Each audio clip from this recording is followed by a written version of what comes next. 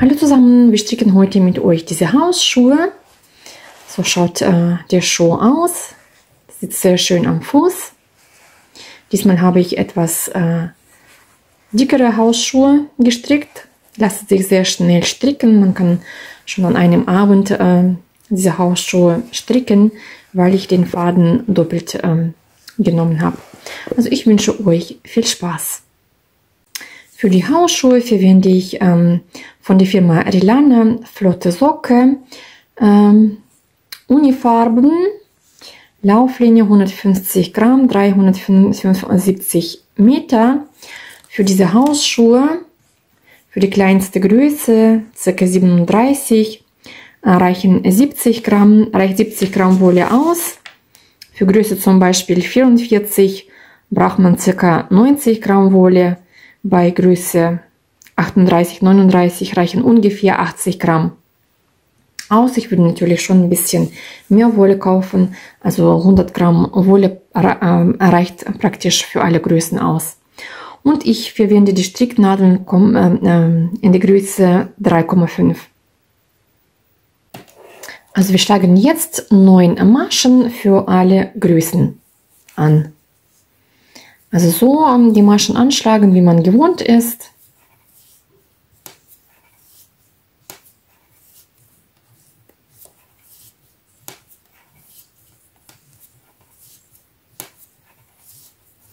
So, 9 Maschen. Eine Nadel ziehe ich raus. So, und stricke ich die erste Reihe, stricke ich alle Maschen rechts.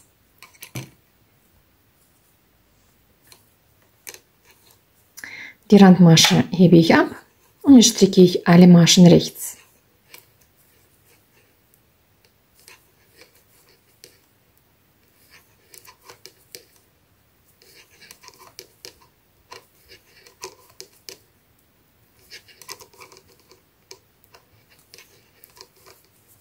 Und die letzte Masche, die Randmasche, stricke ich meistens auch rechts, die kann man aber auch links stricken.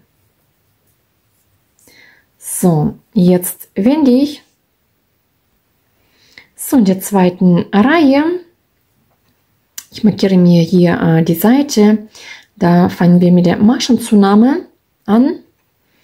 Und zwar die Randmasche hebe ich ab. Weil ich die letzte Masche immer rechts stricke, hebe ich die Maschen so ab, dass ich den Faden vor der Arbeit lege und dann die Masche abhebe. Bei links bleibt der Faden hinter der Arbeit. So, jetzt mache ich eine Maschenzunahme, habe hier den Faden, ich hole mir von dem Faden diese Seite, wende so, bis eine Schlinge entsteht und lege mir auf diese Weise auf die Nadel. So, eine Masche hebe ich jetzt ab, eine Masche, also Faden liegt hinten, eine Masche rechts, eine Masche abheben, Faden hinten, eine Masche rechts, eine abheben, eine Masche rechts, eine abheben und hier noch eine Maschenzunahme. Also den Faden verdrehen, auf die Nadel werfen, zusammenziehen und die Randmasche stricke ich rechts.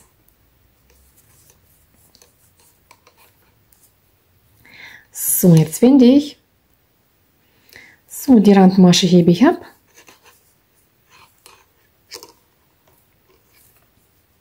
Jetzt haben wir hier die zugenommene Masche und das ist die Masche, die wir abgehoben haben. Jetzt stricke ich 2 Maschen rechts zusammen.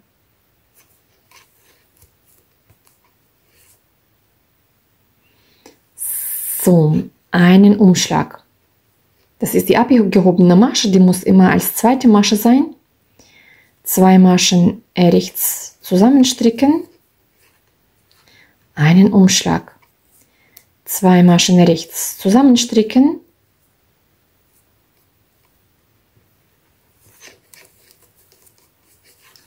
einen Umschlag, 2 Maschen rechts zusammenstricken,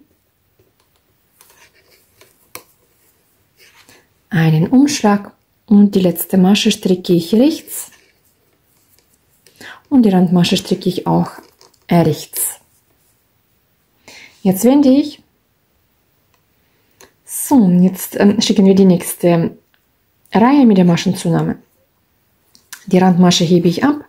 Jetzt nehme ich eine Masche zu.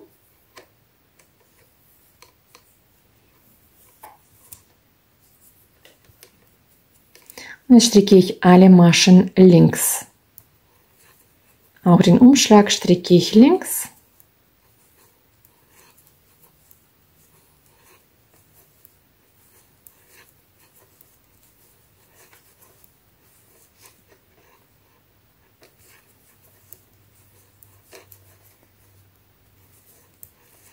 So, und am Ende der Reihe eine Masche zu nehmen und die Randmasche rechts stricken. So, jetzt wende ich. So, jetzt die Randmasche hebe ich ab und jetzt stricke ich alle Maschen rechts.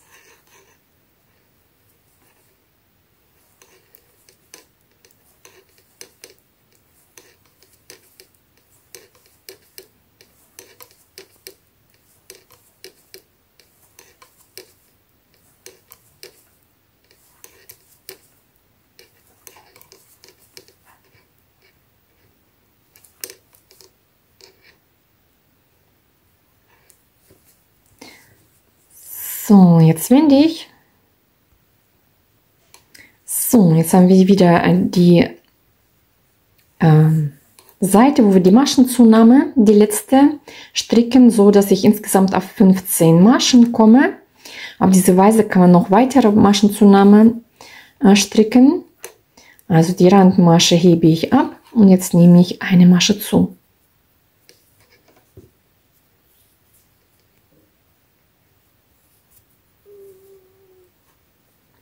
Eine Masche abheben, eine Masche rechts stricken, eine Masche abheben, Faden hinter der Arbeit, eine Masche rechts stricken, eine abheben, eine rechts, eine abheben, eine rechts,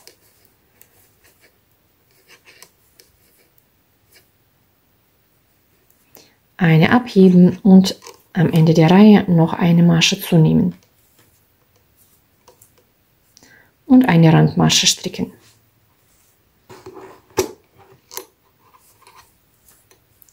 So, jetzt habe ich insgesamt 15 Maschen. Ich mache keine weitere Maschenzunahme. Ich sage euch dann nach ein paar Reihen, wie breit das bei mir ist. Das müsste ungefähr, wenn man hier den Umfang ausgemessen habt, die breiteste Stelle von dem Fuß, das ist ungefähr die Hälfte von der Breite. Man kann vielleicht 1 Zentimeter abziehen, also kleiner rechnen. So, jetzt wende ich. So, und die Randmasche hebe ich ab. Jetzt haben wir hier, also das ist die abgehobene Masche. Das heißt, ich stricke jetzt, nee, das ist die abgehobene Masche, das passt, also das ist die Masche, die wir zugenommen haben und die abgehoben ist. Also ich stricke 2 Maschen rechts zusammen, nochmal,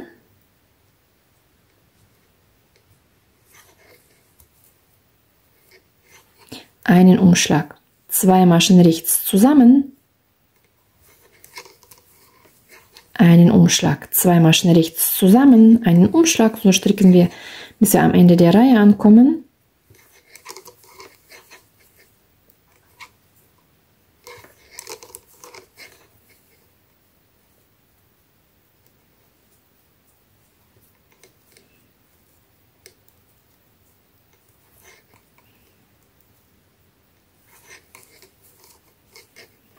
Einen Umschlag und am Ende der Reihe stricke ich eine Masche rechts und die Randmasche stricke ich auch rechts. So schaut das aus. So, jetzt nehme ich die nächste Reihe, die Randmasche hebe ich ab und jetzt stricke ich alle Maschen links, auch die Umschläge stricke ich links.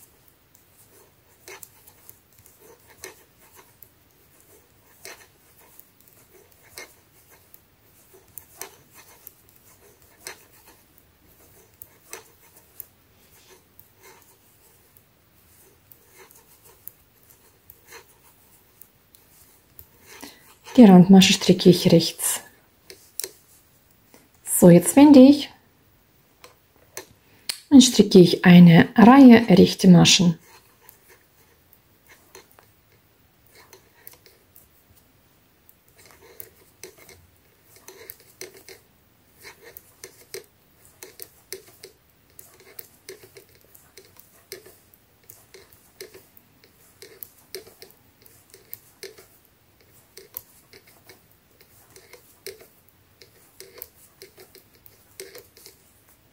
So, wir wiederholen nochmal einen Musterrapport zusammen. Also die linken und die rechte, also eine Reihe links, eine Reihe rechts haben wir jetzt gestrickt. Und jetzt stricken wir nochmal das Muster. So, die Randmasche hebe ich ab. Jetzt bin ich praktisch auf der linken Seite. Stricke ich eine Masche rechts, eine Masche abheben. Eine Masche rechts, eine abheben. Eine rechts, eine abheben und so weiter.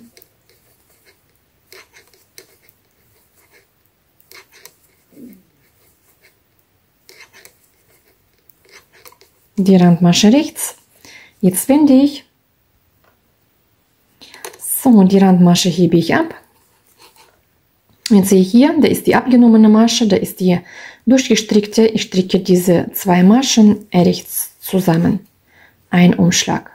Die zwei Maschen rechts zusammen, einen Umschlag. Also hier ist die normale Masche, hier abgehobene. Zwei Maschen rechts zusammen, einen Umschlag.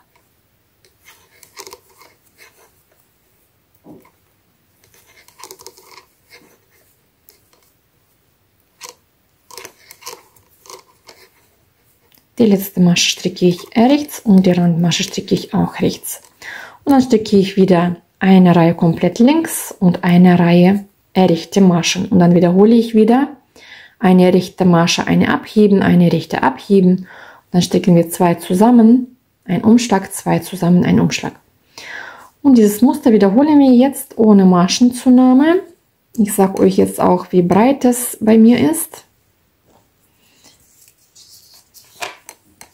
Ohne jetzt, dass ich groß auseinanderziehe. Die Breite habe ich jetzt ca. 9 cm. 9 cm Breite. Und wir stricken jetzt, bis wir diese komplette Linie gestrickt haben. Also ich stricke dann hier komplette 8 Musterreihen für diese Linie. Ihr könnt natürlich die Linie individuell anpassen. Also ich habe jetzt 8 Musterrapporte gestrickt. Das ist bei mir jetzt von der Länge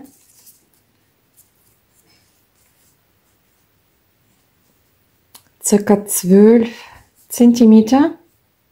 Ja, ca. 12 cm. So, jetzt teile ich das Teil in zwei Teile auf. Und zwar, wir haben hier 15 Maschen.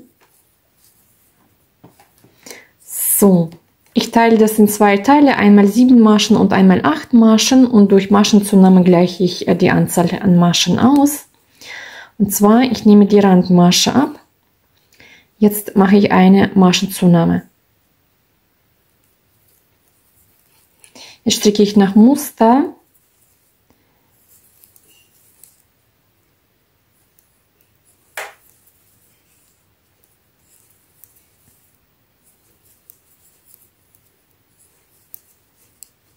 Moment, schauen. Also auf der Seite sind es 8 und auf der Seite, ich habe jetzt eine Randmasche, eine Maschenzunahme, 5 Maschen gestrickt. Jetzt stricke ich eine Maschenzunahme und die Randmasche stricke ich jetzt rechts. Also ich habe jetzt insgesamt die 9 Maschen. Jetzt wende ich. So, jetzt stricke ich alles nach Muster, wie gesagt, wie bis jetzt. Die Randmasche hebe ich ab. Jetzt stricke ich eine Masche rechts, eine Masche abnehmen, eine Masche rechts, eine Masche abnehmen, eine rechts, eine abnehmen, letzte Masche rechts und die Randmasche rechts.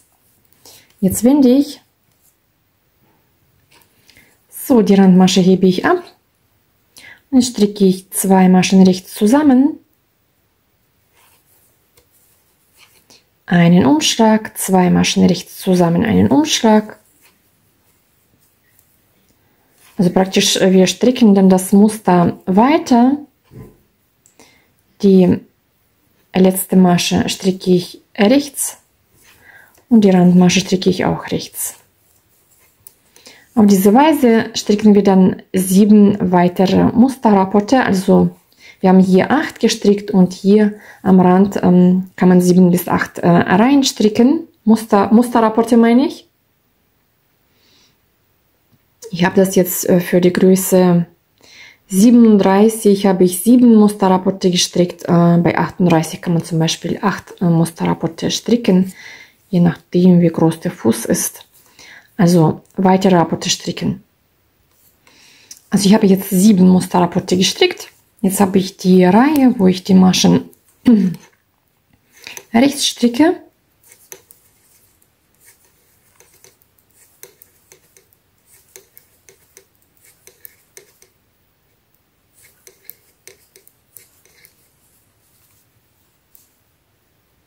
Jetzt wende ich. So, jetzt stricke ich die Rückreihe und dann nehme ich alle Maschen ab. Die Randmasche hebe ich ab, die nächste stricke ich links und jetzt hebe ich die rechte Masche über die linke. Die nächste links, die rechte über die linke. Man kann die Maschen so abmaschen, wie man gewohnt ist. Also ich mache es auf diese Weise.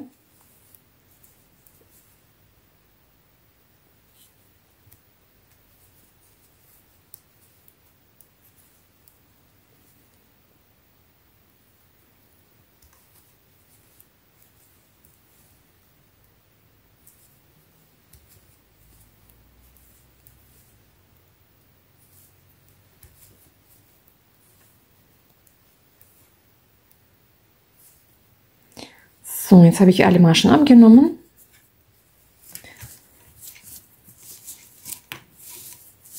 Jetzt sage ich euch, wie lang das Teil jetzt ist. So, ich habe jetzt die Gesamtlinie circa von 21 cm und dieses Teil ist hier circa 10 bis 10,5 cm, also praktisch die Hälfte. So, jetzt schneide ich hier den Faden ab und wir stricken die zweite Seite. So, stricken wir die zweite Seite. Also wie vorhin ich schon gesagt habe, ich habe auf der Seite 8 Maschen und dann nehme ich eine Masche zu, damit wir auf 9 Maschen kommen. So, die Randmasche, jetzt nehme ich eine Masche zu.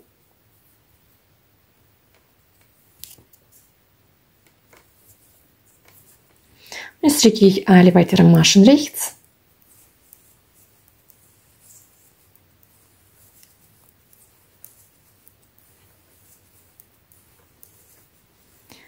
So, jetzt haben wir 9 Maschen. Jetzt wende ich.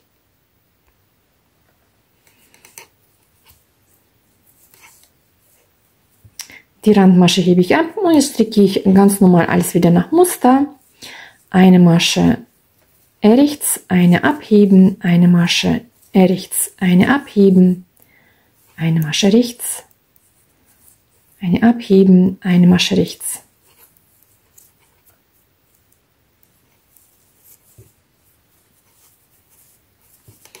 So, und auf diese Weise stricken wir auch die zweite Seite. Genauso nach Muster weiter und stricken insgesamt dann auch auf der Seite 7 Musterrapporte. Also die linke Seite habe ich genauso gestrickt, 7 Musterrapporte. Hier habe ich die rechten Maschen gestrickt und auf der linken Seite masche ich jetzt alles ab. Genauso wie auf der Seite. Obwohl, ja genau, ich masche alles ab. Also so schaut es jetzt aus. Soweit habe ich jetzt gestrickt und jetzt nehmen wir hier auf den Seiten überall komplett die Maschen auf. So, und zwar, wir haben hier auf den Seiten diese Schlingen, da stiche ich jeweils immer ein und nehme mir die Maschen auf. Ich fange hier am Rand an, nehme den Faden, ziehe einfach hier durch.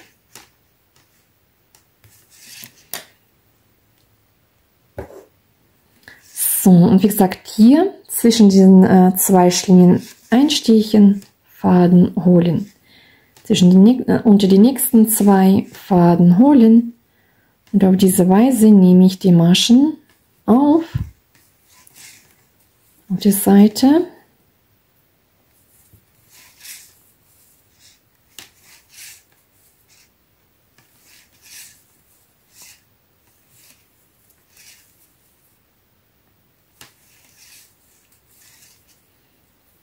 So schaut es aus. So, ich habe jetzt hier auf der Seite 31 Maschen aufgenommen. Jetzt nehmen wir hier oben die Maschen auf. Da stiche ich auch ein.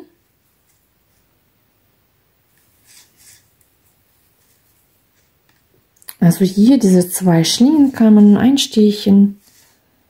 So, dritte Masche. Dann 4. 5,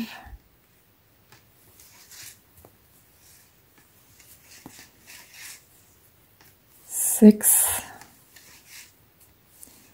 7, 8 Maschen. Wir haben hier an der Spitze mit 9 Maschen angefangen, ungefähr 8 bis 9 Maschen aufnehmen. Und jetzt auf der Seite genauso die Maschen aufnehmen. Hier jeweils in diese zwei Schlingen einstechen. Und dann auch 31 Maschen anschlagen. So habe ich die Maschen aufgenommen, so schaut das aus. Jetzt mache ich Folgendes, jetzt stricke ich komplett alle Maschen, 6 Reihen kraus rechts. Das sind dann praktisch diese 6 Reihen, die wir stricken. Also ich stricke einfach, ich fange hier an, also die Randmasche hebe ich ab. Und stricke ich einfach alle Maschen rechts.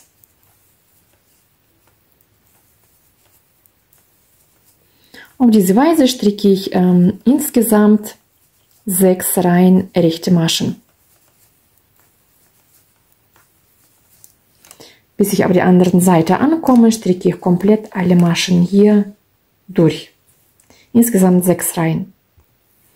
Also ich habe jetzt 6 Reihen kraus rechts gestrickt, so schaut es aus. Und zwar hier kann man, also ich habe das für kleine Größe gestrickt, 7 oder 38, pro weitere 2-3 Größen kann man noch weitere 2 Reihen kraus rechts stricken. Und hier kann man allgemein auch die Breite von dem Schuh anpassen, mehr oder weniger reinstricken. Für größere Größen dann entsprechend mehr Reihen. So, und jetzt habe ich die Maschen so aufgeteilt, dass ich hier jeweils auf der Seite 30 Maschen habe und in die Mitte 10 Maschen. 10 Maschen, das ist dann bei uns die Sohle.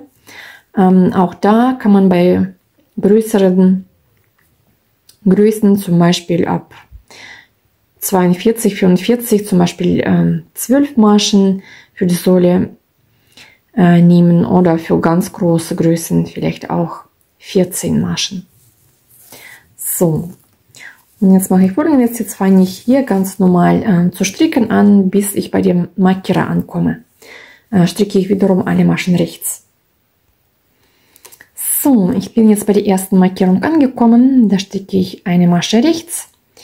Die Markierung nehme ich mir auf die rechte Seite und jetzt stricke ich, bis ich bei der zweiten Markierung ankomme. Ich stricke jetzt 9 Maschen.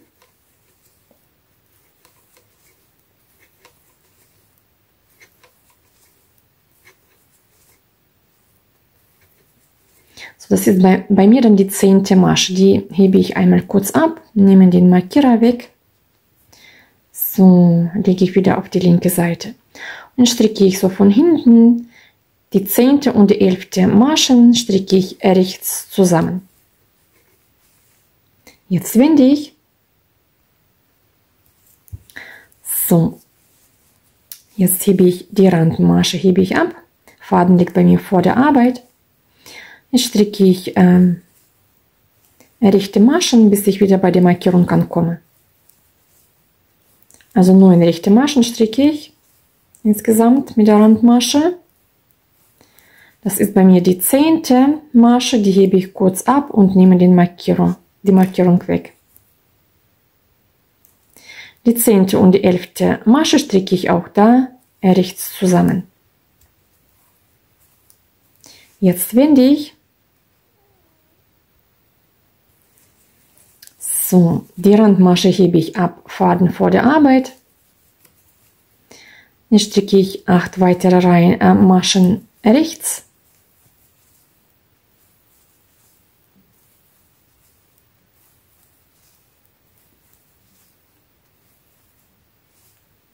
So, das ist jetzt die 10. Masche. Wir sehen das wie in diesem Abstand. Die 10. und die 11. Masche stricke ich wiederum rechts zusammen.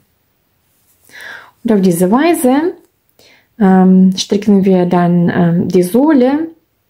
Also immer am Ende der Reihe stricke ich 2 Maschen. Die 10. und die 11. Masche stricke ich rechts zusammen.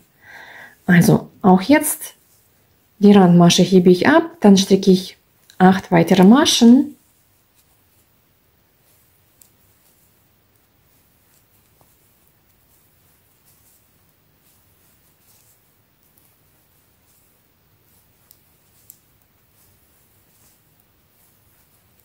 So, das ist dann die 10. und die 11. Masche, stricke ich rechts zusammen. So, und dann so auf diese Weise verstricke ich alle Maschen auf den Seiten, bis am Ende so 4 Maschen übrig bleiben. Bei 12 Maschen Sohle kann man 5 Maschen lassen, bei 14 kann man auch 6 Maschen übrig lassen. Und dann schaut die Sohle folgendermaßen aus. So schaut die Sohle aus. Also wie gesagt, wir stricken, bis wir praktisch diese letzten 5 Maschen auf den Seiten übrig haben, und dann stricken wir mit euch die Ferse zusammen. So, ich habe jetzt so weit gestrickt, bis bei mir auf der Seite 4 bis 5 Maschen übrig bleiben. So, die Randmasche habe ich hier abgenommen. Jetzt stricken wir die Maschenabnahme für die Ferse. Also wir haben hier diese mittleren Maschen, die Randmasche, und jetzt stricke ich 2 Maschen rechts zusammen. Jetzt stricke ich rechte Maschen. So, ich habe hier diese 10. Masche, 2 Maschen davor nehme ich auch ab. Also die 2 Maschen stricke ich rechts zusammen. Und die 10. und die 11. Maschen stricken wir wie bis jetzt auch rechts zusammen. Jetzt wende ich. So, die Randmasche hebe ich ab. Und auf der rechten oder auf der linken Seite, je nachdem, das ist bei mir jetzt die rechte Seite, man kann es auch auf der linken Seite, also die zweite Seite stricke ich jetzt alle Maschen rechts ohne Maschenabnahme.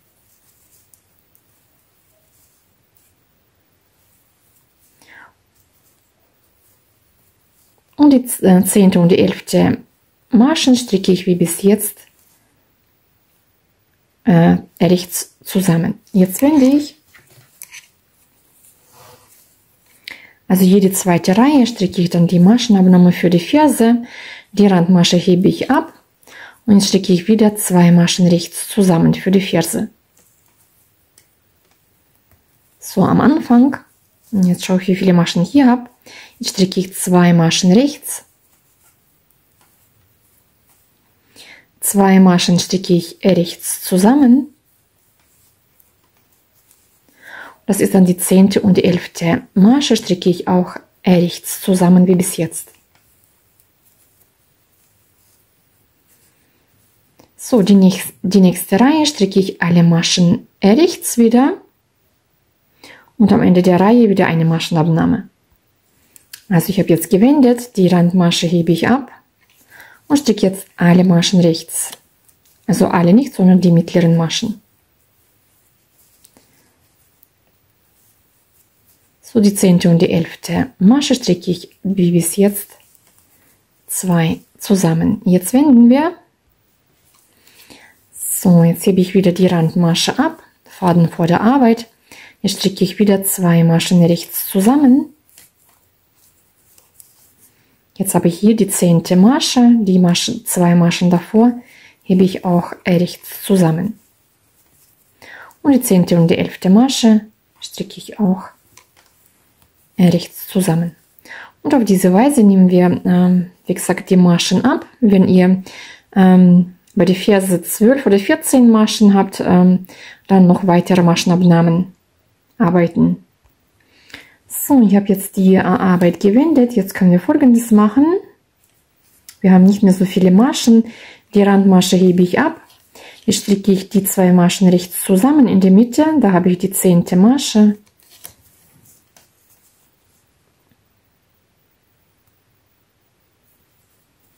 So, jetzt stricke ich alle weiteren Maschen rechts. Auch die Maschen, die hier übrig sind, auch rechts stricken.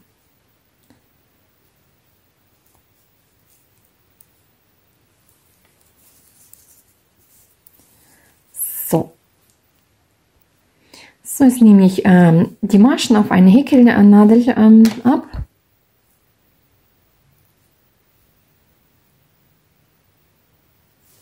Und ziehe jetzt diesen Faden durch alle Maschen durch.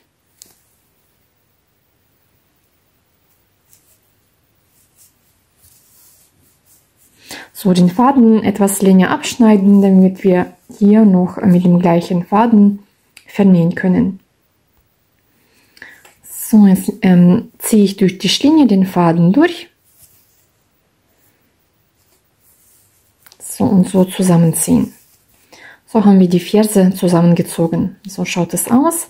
Jetzt legen wir die rechte Seite auf die rechte Seite drauf. Die linke Seite habe ich jetzt von außen und jetzt vernähen wir hier die hintere Naht. Also ich habe mir bloß nur einen Fadenlinie gelassen. Wir brauchen zum Vernähen keinen doppelten. So, jetzt nehme ich mir die Häkelnadel. Man kann es aber auch mit einer Nähnadel vernähen.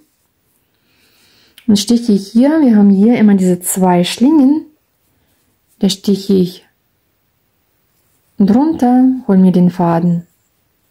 So, hier die nächsten 2 Schlingen vorne und die nächsten 2 Schlingen hinten einstechen, Faden holen.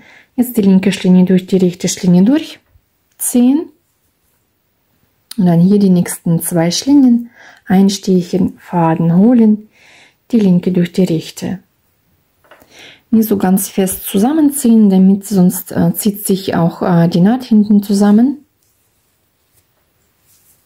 Wenn es zu dick sein sollte, kann man auch nur die inneren 2 Schlingen nehmen. Das kann man zum Beispiel auch machen. Also dass man da einsticht und zunäht.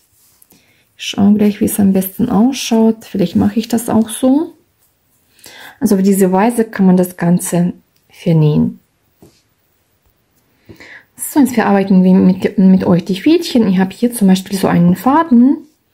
Ich teile mir den Faden in 2 Teile auf.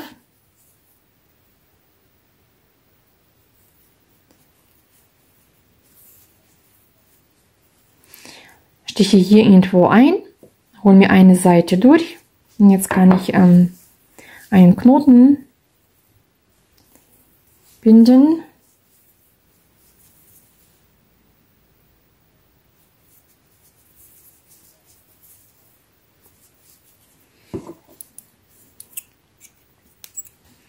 Jetzt kann ich ein paar Mal so einstechen, durchziehen.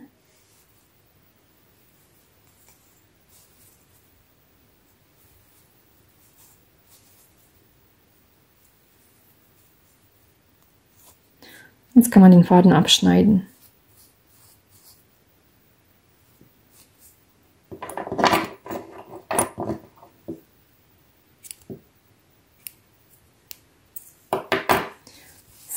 So, wenn man doppelten Faden hat, mache ich Folgendes, genau die gleiche Weise. Stiche irgendwo ein. So, hole mir einen Faden durch. Mache ich auch einen Knoten binden. Man kann das Fädchen noch ein paar Mal so irgendwo verstecken, so durchziehen.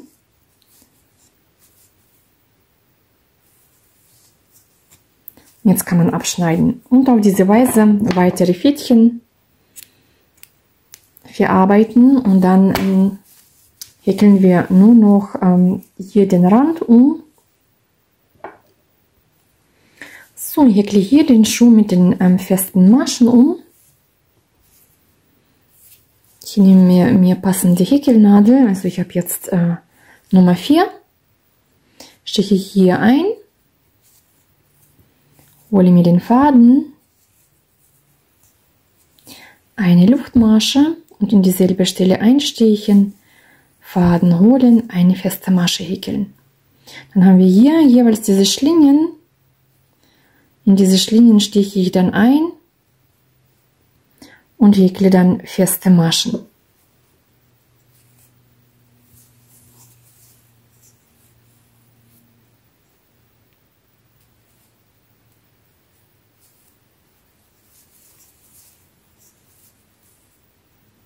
Jeweils, wie gesagt, diese 2 Schlingen.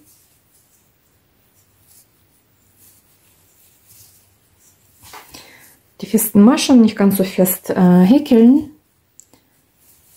damit sich das nicht zusammenzieht.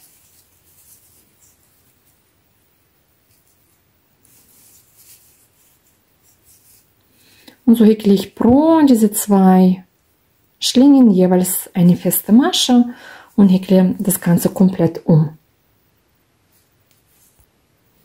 Jetzt am Ende der Runde ist schließlich das Ganze mit einer Kettmasche hier einstechen, Faden holen, durch die rechte Schlinge durchziehen, Faden abschneiden. So, jetzt hole ich mir den Faden auf die rechte Seite, auf die linke meine ich, so durchziehen. Und jetzt auf der linken Seite die Fädchen genauso verarbeiten, wie ich das gezeigt habe. Dann sind wir mit dem Schuh soweit fertig. So schaut der Schuh nochmal am Fuß aus. Hier sind die festen Maschen. So, also ich wünsche euch wiederum viel Spaß beim Stricken. Macht mit, probiert aus, abonniert meinen Kanal. Schreibt mir eure Kommentare oder Wünsche, würde mich auch sehr freuen. Und bis zum nächsten Mal.